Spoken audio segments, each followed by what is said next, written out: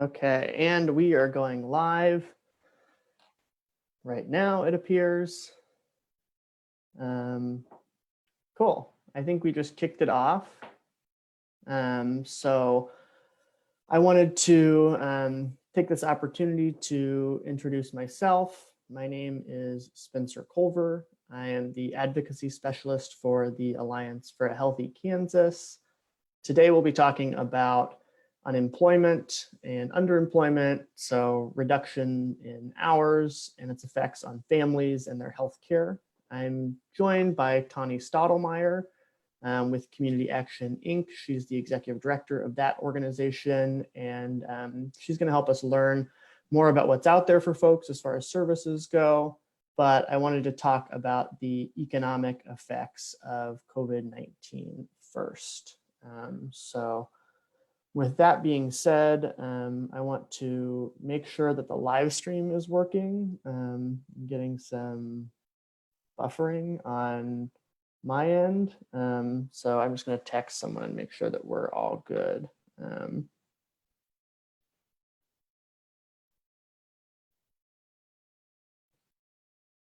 Sorry, we're new to this platform and the streaming, so we're trying to get things, get kinks worked out and make sure everything's okay. I think that we're all right, but if you're having issues, let us know in the comments and we can certainly make some adjustments. I also want to introduce Kim. She's providing American Sign Language interpretation services for those who are deaf or hard of hearing that are tuning in live or going to watch the video after the fact. So I think that we're good to go. So I'm gonna just go ahead and jump in. As I'm sure you're all well aware, social distancing and public health measures have drastically reduced the sale of goods and services in our economy and have put many folks out of work in the United States. In Kansas in particular, the restaurant and the hospitality industry, as well as the manufacturing sector, have been hit particularly hard. So in 1 week, over 23,000 Kansans filed for unemployment insurance. Of that group, nearly 1/3, or over 7,000 of those people, worked in the hospitality or food service industry, and over 3,500 worked in the manufacturing sector. In total, as of my last check, there are over 50,000 Kansans who have filed for unemployment benefits, and that likely doesn't really represent the entirety of those who have lost their jobs because of COVID. So we know that a lot of major employers have shut down or furloughed employees. So Spirit Aerosystems and Textron down in Wichita have furloughed thousands of employees. Hallmark here in Lawrence, where I live, has closed down its operations for a few weeks, furloughing hundreds of employees, and several others have as well throughout the state of Kansas.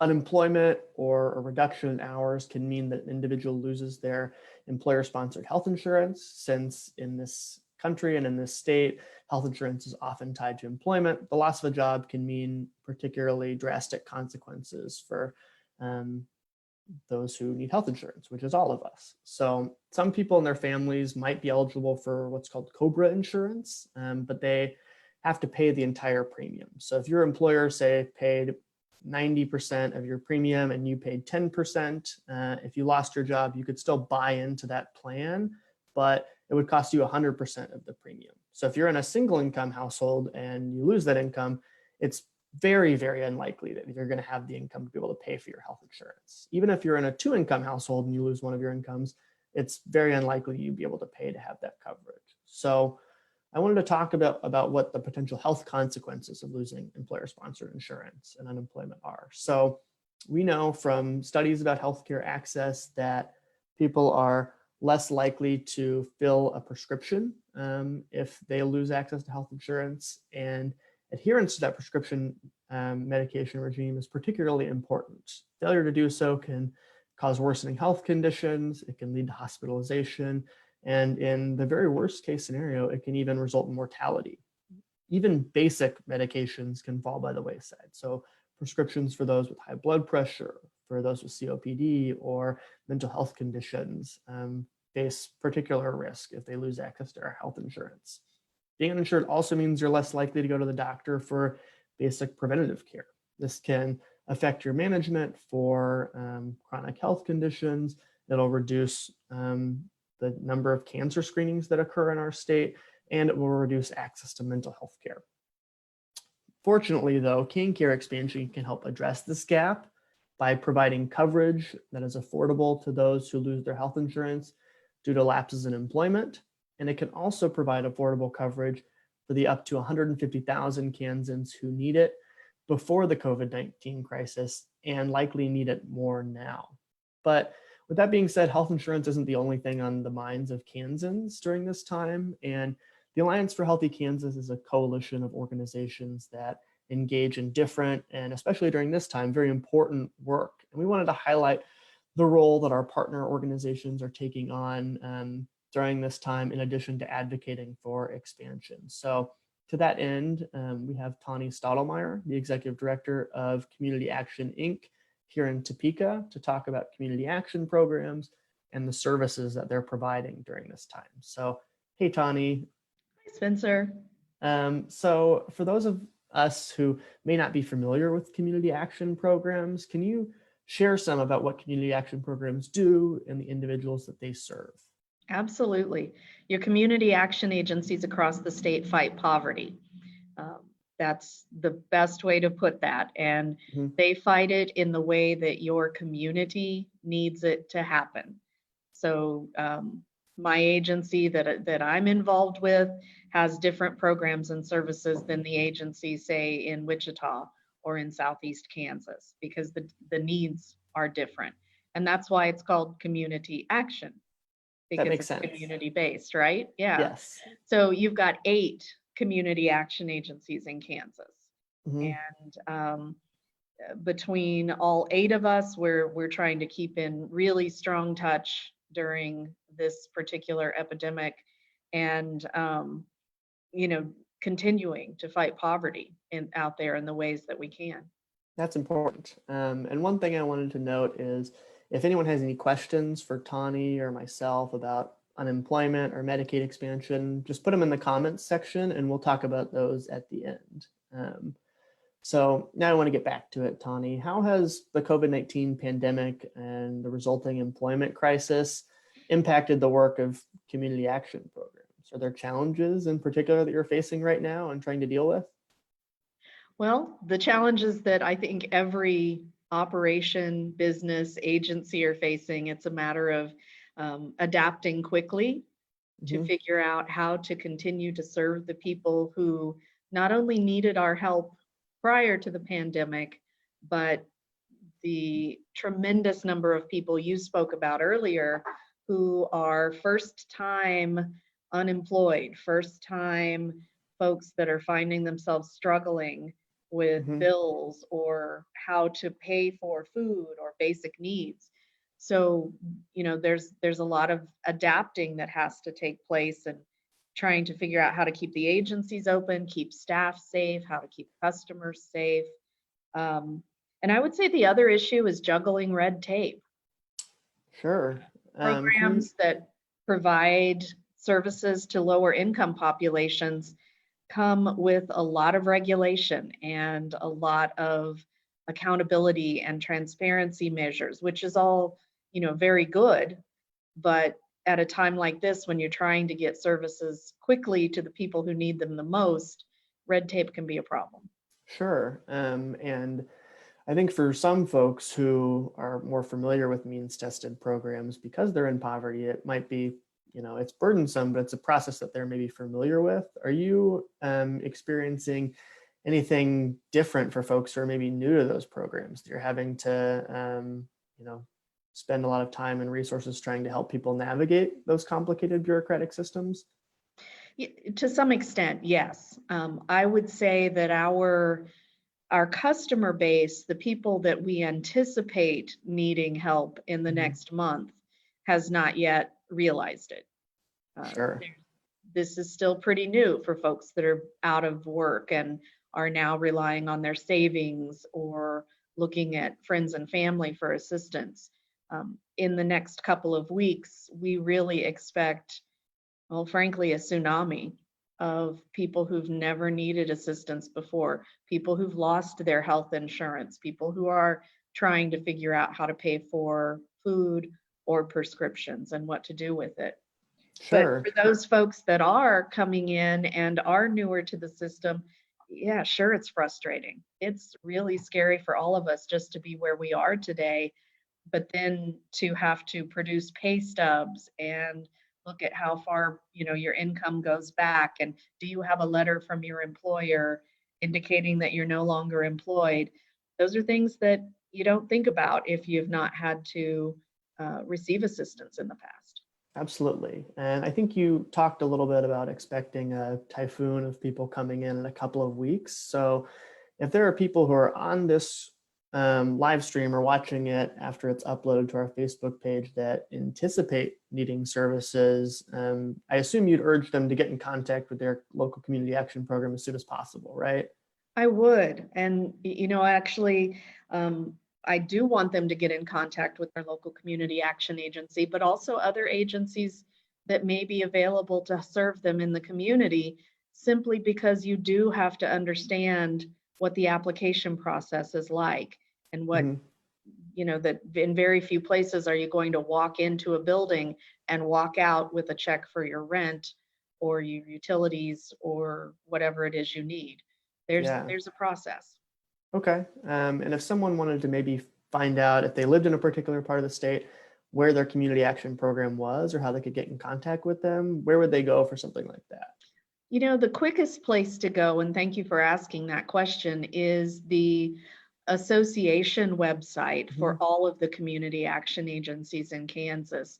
It is called KCAP, which is KACAP, and stands for the Kansas Association of Community Action Programs, because we're clever that way. Yes. And so it's literally just www.kacap.org. And there's a Okay. list of community action agencies there. Great. So kcap.org, if you or anyone that you know is in need of services now or anticipates being in need of services in the future, acting quickly can be more effective. Right. So Being prepared. yes, exactly. So I wanted to transition to talk about some of the ways that community action is adapting to the current times. Can you talk about what you're doing in response to the outbreak and some of the unique measures you've been taking? Sure, I'd love to tell you about what we're doing here in Topeka at the local Mhm. community action agency. We really started thinking right away, if it's going to be um, wise and safe to not have one-on-one contact with our customers, how can we continue to make those services possible? So we've partnered with Capital Federal Bank, Mhm. and they're allowing us to use one of the bank facilities that was currently vacant. Huh. And we've got 4 drive-through lanes. So Wow. that means that we can continue to take applications, continue to meet with our customers, even in person somewhat, because Mhm. they're in the drive-through lane, Yeah. but they can continue to receive services, and that helps keep them and us safe. We're also using that facility to exchange food boxes. We have an enclosed foyer that Mhm. makes that available. And then we've got several office spaces set up with protective measures for folks that need an internet access or a Mhm. computer access. For example, Kansas Legal Services, Mhm. if they have customers who need to meet with attorneys but don't have any way to do that, they can come in and use one of our cleverly sealed computers. We're covering them in saran wrap prior to a visit, and Mhm. then after a customer leaves, we take the saran wrap off, dispose of it, and disinfect the space around it. So really going to some extra measures to make sure Yeah. people can access what they need, but also access it in a safe way. And of course, Yeah. we all have our Huggy Heart logo masks here at the center to keep us safe as well. Wonderful. I think it's important for people to know that the services are out there, but they don't have to compromise their own safety to get access to them. And it's great that you all are taking those steps to make sure that folks are able to access those services without causing undue harm to their health. Yeah, I'm just so grateful for the bank being willing to let us use this facility, because the drive-through makes all the difference in the world. Yeah, And it's open to other social service agencies, by the way. It's not just community action. So really. if another agency needs to make an appointment and wants to come in and use that drive-through facility, that's completely available. That's awesome. It's a really impressive gesture that Capital Federal has done to be able to provide that service to folks and keep services going during this time when, contactless contact, for lack of a better phrase, is something that we all need to try and practice more of. So I wanted to change gears and talk a little bit about the clients that you all see and anything you've heard about healthcare or health insurance during this time. So what are you seeing? What are you hearing from people about their healthcare or insurance concerns right now that you can share with us?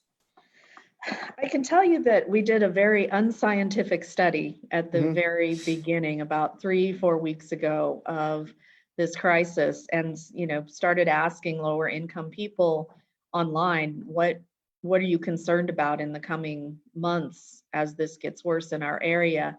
And paying for health insurance came up as a large concern on people's list, and being able to access medical care came up as a secondary concern as well. So for that, that told us that we really needed to start helping and coordinating with our local healthcare providers. I can also tell you anecdotally that I just talked to a customer yesterday that is a service worker, or was a service worker before their job was eliminated. And with the rollback protections from the ACA, they had chosen to drop their private insurance, lost their job, Mhm. and now, they were looking for answers and solutions on how do I take care of this?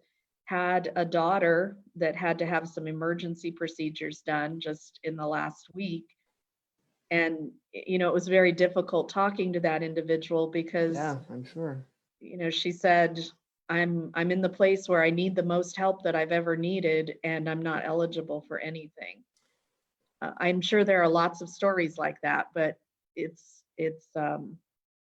hard to hear that firsthand, and I'm sure it's even worse to live it firsthand.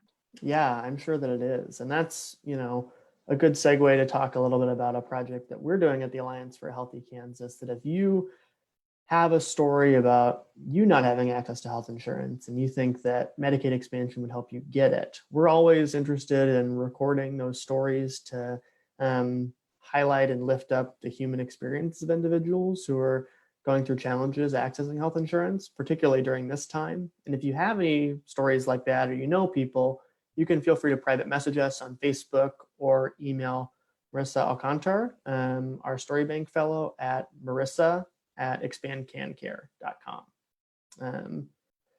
So I wanted to talk about one more thing before we take it to questions from the audience. So how do you foresee the COVID-19 outbreak impacting Kansans in a state where the legislature has failed to welcome Medicaid expansion for its citizens? It doesn't look like a good outlook to me, Spencer. I think it's going to be very serious. We talk about that 150,000 Kansans that would be eligible for services under an expanded Medicaid. That number is going to grow and exponentially, just like the virus is growing Yeah. exponentially. And as I thought about it, this even impacts a lot of nonprofit workers, not just our service industry folks and the able-bodied adults with children and such that we've talked about before, but there are a lot of nonprofit agencies that can't afford to provide health insurance for their workers. And so as our industries also have to close doors and lay people off, which we're very fortunate that we haven't had to do at Community Action, you're going to see the helpers having difficulty as well. This just isn't the time in our state to be adversarial to hospitals or people who need help. This has to end now. We have to Yeah, get over this as a state and use this opportunity to get over that hump. I couldn't agree more. I think that there's a really great deal for us to help folks get access to health insurance, particularly during this time. The federal government has agreed to pay 90% of the costs for it. And instead of us taking advantage of that opportunity, our federal tax dollars are getting sent to California and Iowa and Minnesota and other states throughout the United States, when we could, bring them back home to make sure hospitals and our healthcare clinics are being paid for services rendered, and that folks are getting care that they need so they can stay Yeah, we're healthy. talking And about $1 billion the state could take advantage of each yeah, year. yeah, it's sad. And if you want to get involved in the work to expand Medicaid, you can contact your state senator and your state representative and let them know that that's something that you feel strongly about. That's an important priority for you. So those are all the questions that I have. So far, it doesn't seem like anyone has any questions for you, Tawny, which just means that you've done a really great job telling people about the services that are available for them and what they can do to be helpful to get access to services for themselves by being proactive and going to kacap.org to look up where their community action program is. If anyone has any questions, now would be the time to put them in. Otherwise, I'm just going to cut the stream off here and we can say thank you to Tawny and Kim for jumping on this live town hall. Spencer, I think it Uh-huh. would be just, you talked about getting in touch with your legislator. I just want to add to that, it's not most of the Kansas legislature that is the problem here. Kansans, in a bipartisan way, want Medicaid expansion and have wanted it for a long time now. And a lot of legislators in our state want it and would vote for it. It just needs to be given the opportunity and the green light, and not weighed down with things that aren't related to Medicaid expansion. I think that's a great point to bring up, that, we know that a majority of the legislature and polling shows that a majority of Kansans support Medicaid expansion. So it's about letting democracy happen and giving this piece of legislation a fair shake in the sunlight of democratic debate in the legislature. And that's, one of the big things you can ask for, is just let the process happen. Allow a debate on this in the Kansas Senate and see where it goes. So it doesn't seem like we have any questions for you. So with that being said, I want to thank everyone for joining the live town hall with Tawny to learn more about community action programs and the services they're providing to people who may be facing unemployment during this time, or a reduction in hours and income. And a reminder to go to kcap.org to seek out any services that you think you might need. They should be able to help you out or point you in the right direction. And if you're in Topeka or Shawnee County and you know someone that needs assistance, call us directly. We're at 785-836-4500, and our local agency will be more than happy to talk. That's wonderful. Well, thanks. I think that this is where we'll cut it off. I appreciate everyone joining to listen in, and I appreciate Tawny for speaking and Kim for providing those interpretation services. With that being said, I think we're going to cut it off here. Thanks, folks. Have a good rest of your day.